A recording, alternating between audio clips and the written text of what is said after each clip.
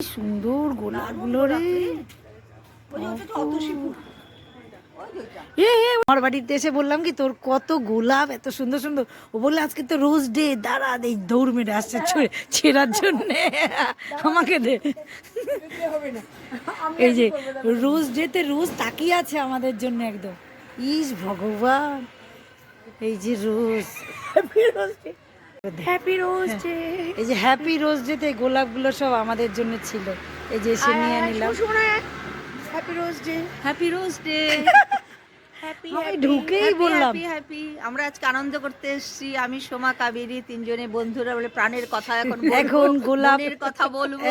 আনন্দে আনন্দে উদ্ভাসিত আমরা আজকে। এখন মুহূর্তগুলো খুব গোলাপের গন্ধ, দামি মুহূর্ত।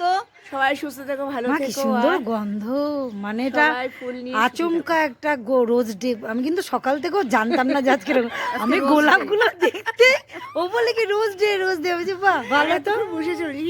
চলো আমরা এখন আড্ডা টাড্ডা করতে থাকি। টাটা। খুব সুন্দর।